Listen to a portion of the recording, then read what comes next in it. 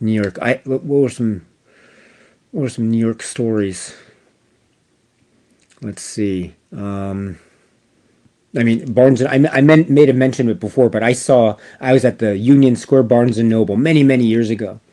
I was at the first, it's that one with like the many floors. You have to go up the escalator. The Blu-ray or the DVDs and CDs at the time, they're at the back end of the first floor, the ground floor, with the registers on the left-hand side, and you go into those huge doors. It's like the double doors thing. Those doors are huge at the Barnes and Noble Union Square. I don't know what was going on. It was sometimes hard to push, but anyway, you go through and you have to go to the second set of doors, and you go in. There are the tables that greeted you with all the new releases.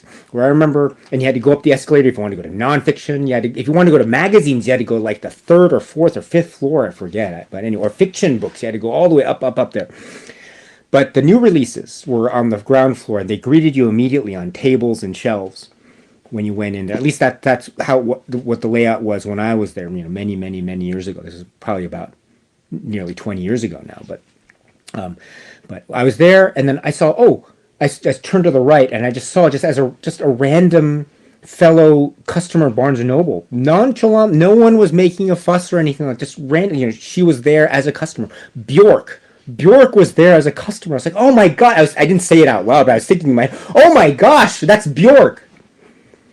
So, and I think it was around the time of Dancer in the Dark. So oh my goodness, you only did what you had to do. That's what I wanted to say from my heart. I didn't sing it out loud. If I had, I would have been like, oh my gosh, who's this strange guy singing this random song in the middle of Barnes and Noble in Union Square? But, that's what I was thinking.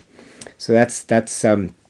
I also saw Jim Jarmusch at the what was it? It was Shakespeare and Company bookstore. Was that the name of the bookstore?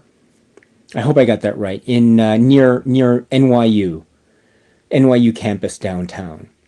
He's tall. Jim Jarmusch is tall, and I wish I had the courage and gusto to go up to him and say hello, but I didn't. But I just saw him, huge, tall guy, and I'm the short guy. He's like, it's like, I got a cramp in my neck. He's so tall. But yeah, New York stories. I mentioned it last a couple live streams ago, but I remember some great movie going experiences in New York City, some of the great movie going experiences of my life. I mentioned El Topo and Holy Mountain before. I watched Inland Empire at the IFC. Scared the living daylights out of me. Certain scenes there, it was amazing. And I remember the people screamed in the audience. That was amazing.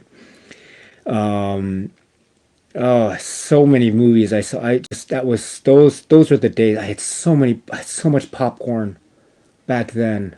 Oh my goodness, I can't imagine having that much popcorn now. Just high calorie intake. But I was younger then, but it was good times, really good times. Just go catch a movie on a Saturday. Just oh my goodness, have a bagel. Oh, those are the days. Those are the days. I remember going there. They had the Virgin Megastore in Union Square, the other side from the opposite end of Union Square from the Barnes and Noble there. The Virgin Megastore, I don't think it's there anymore. The Virgin Megastore was also nearby where the movie theater was, and also like the comic book store or something. I forget the name of it. And also the Strand bookstore. I love the Strand bookstore. I was there. I spent so many hours at the Strand bookstore. I love it so much. But there's also the Virgin Megastore, huge place that had that huge basement area with all the DVDs and Blu-rays at the time. And I remember seeing on the screen, when you see the screen, they play something as you go down the escalator of the Virgin Megastore in New York City. And I remember I discovered, that was the first time I saw, like, there's this weird, cool kind of animation thing on there. I was like, what is this? I've never seen this before. And I saw it on the Virgin Megastore screen as I was going on the escalator. And I ended up getting it. I asked the person at the store, what is that? What is that? And they showed me the DVD, and they showed me it was Robot Chicken. And so I discovered Robot Chicken by looking at the Virgin Megastore screen and the Union Square store. And also I saw the ending of Batman Begins. You know, like with the Christian Bale. I saw the ending of Batman, the climax of Batman Begins on the same Virgin Megastore. Before I saw the movie, I was like, oh wow, that's really cool because I didn't see it in the theater when it was released, but I saw it. I saw I saw the ending of Batman Begins in the Virgin Megastore in New York City. So good times, good times. But anyway.